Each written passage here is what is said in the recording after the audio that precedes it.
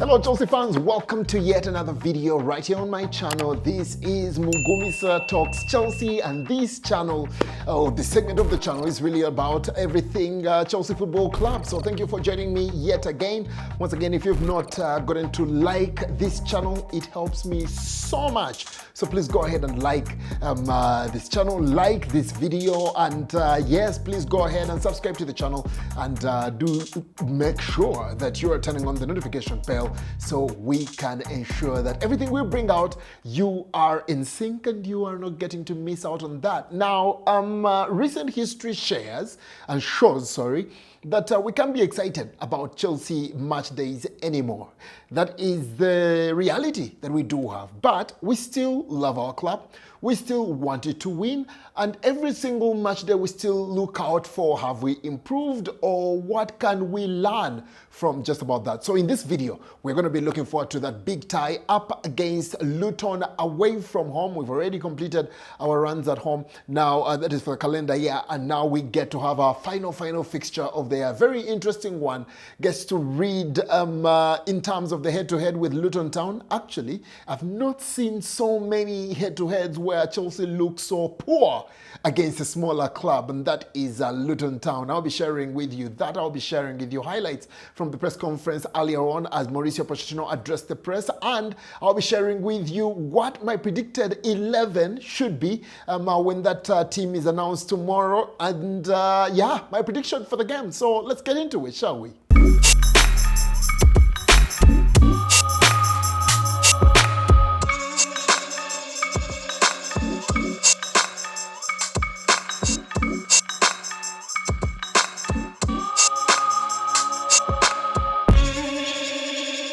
All right, welcome to this edition of that is Mugumisa Talks Chelsea, because here all we do is talk Chelsea Football Club and maybe a couple of clubs here and there, but in the perspective of Chelsea Football Club. Tomorrow, Chelsea will be up against Luton Town. It is a game that we hope we shall get to win. The reverse fixture looked so good for many of us, and that was really because we concentrated on the score. It wasn't so good on the pitch, and in all honesty, we couldn't look out for so much good on the pitch because it was really early in this Mauricio Pochettino era. We've gone so much into it. We still do not see so much improvement. We still have lots of parts of games played so direly, very poor play, and then sometimes we are lucky that we get more goals than the opponent and we win that game. Many times we haven't. We've drawn or lost games that we really should be doing better with the possession that we get in them and winning them. So, with all that said and done, let's get to look into that press conference that earlier today Mauricio Pochettino held and addressed the media. One of the shortest videos of press conferences you will watch on the Chelsea YouTube channel, so look out for that. But a couple of talking points that stood out for me, I'm going to be using Absolute Chelsea, who got to put together some quotes in there. First and foremost, of what we pick out from there, Mauricio Pochettino, of course, started off with sharing some team news. Romeo Lavia, yes, he only made his debut against Crystal Palace, but he seems to be set for a time off the pitch again. He had a little bit of an issue, and Mauricio Pochettino got to address that. He stated, we need to check and hope it's not too bad. We will see what is going on. We hope it's not a big issue.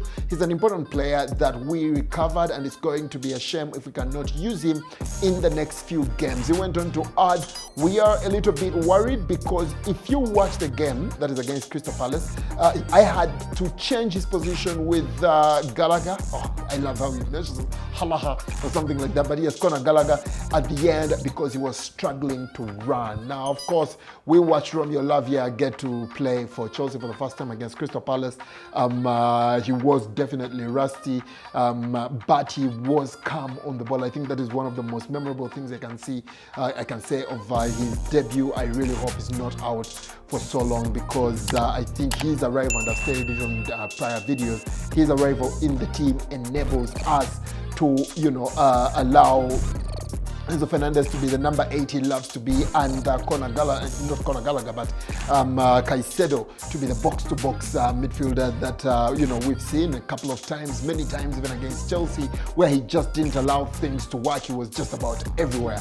That he cannot exactly do as the defensive midfielder, and I think it can also be related to how many of the manager, Mauricio Sarri and Frank Lampard and a couple of the managers that came after, everyone seemed to prefer to let Kante get away from the CDM role and just keep being everywhere as he would want to be. If the CDM, the one who you are charging with covering your centre backs and all of that, is the one getting all over the pitch, there are big chances that he's going to be absent at a point where you are being attacked. And I think that Lavia coming into that side gets to bring us that stability. So unfortunate that he continues to be injured when we definitely need him. Let's get to look at more team news. I think the other one that stood out was Pochettino's update on Mudryk. He was saying that they need to assess Mudryk after that Crystal Palace win. So two players that need to be assessed, that is Mudryk and Romeo Lavia. So for those of you that are drawing predicted lineups, there is a chance that you really want to avoid those two players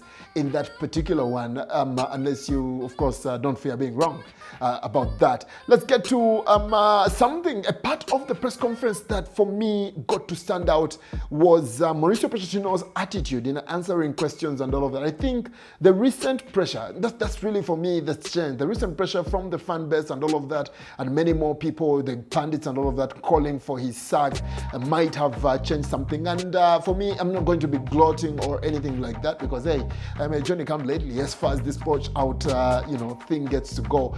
But matter of fact, it points out a positive thing about Mauricio Pochettino. One of my biggest criticisms of Pochettino has been that he's rigid tactically. And I think that's really what it is. He tries to make a few adjustments, but at the end of the day, it is a 4-2-3-1 or 4-3-3, however you prefer to look at it, and it does. It's just that it doesn't change much, and he tries as much as possible to fix players into that formation, which of course, to go on record even on this particular video, I am not so sure is what Chelsea need, especially when you're bringing in all these talented young kids and all of that from across the world. I'm not so sure we're getting to a point whereby, there is this talented 17-year-old is coming to the club and we're bringing him because Mauricio Pochettino loves to play a left back or a right back who prefers to defend rather than attack and stuff like that. I think they're bringing in the best possible players across the world to get into this side, whether through the academy or in the present. And a manager who should be able to thrive with this team should be a manager that is willing to say, okay, we have a kid X and I think his strength is this. How do I fit him into my system? I'm not so sure that's what Pochettino does. But for me, the positive that I'm giving him today is that he's gone back, he's realized that, one of the biggest castigations that many of us have of him is that he does so well in press conferences, but he seems to be, what's the word? Transmitting softness on the squad. Because for the longest time, all he has come to the press conferences to tell us about, and it has made me so angry, is, they're young, they will learn, we have to be patient, and all of that. Today's press conference felt different. I don't know about you, and you can let me in the comments section below, but it looks like he's now starting to speak in terms of demanding. Is the pressure getting to him, and that's what he's communicating in the press conferences? Maybe. But it's also very possible that he's realized that, the line of communication might be misrepresenting what I want to do, or if it's not misrepresenting what I'm trying to do with the club, it probably is a high time that I changed how I speak and how I carry myself around this club. And this is what I'm talking about. On a day when you would have been here, be patient, we are aware of what is going on, Today, speaking on Luton Town, this is the first quote. I'm going to go through all 4 of them, and you'll see I'll build up to what I'm trying to say here. He came out to say, it's so difficult. If you watch the last few games, it was always tough for all the opponents. And now he's talking about Luton Town themselves. If we want to get a good result, we need, and this is the part, we need to be ready to play football. It's going to be a really tough game. This is not really up there. He went on to add the game against Crystal Palace is a good example that we need to go to Luton and think that it's going to be really tough. The stadium, the fans, and it's a team that loves to fight and work really, really hard. We need to match the desire. This is the one I was looking for. We need to match the desire, the capacity to fight for every single ball. It's going to be a good test for us. That is this is our objective, to be consistent. The last 6 games here at home were good because of this unbeaten run. To finish the year with a good result would be really nice. If we want to win, we need to fight. We need to give our best. So yes, we are going away from all that nonsense around, oh guys, we have to be patient, there are different players, they are learning, This is more like it, Mauricio Pochettino. This is all we were asking for. Of course, some of the other updates coming in from that press conference earlier, there will be they are planned off, that is planned days off of post Luton, and that is the plan. The plan is to win and then give 1 or 2 days off depending on the circumstances.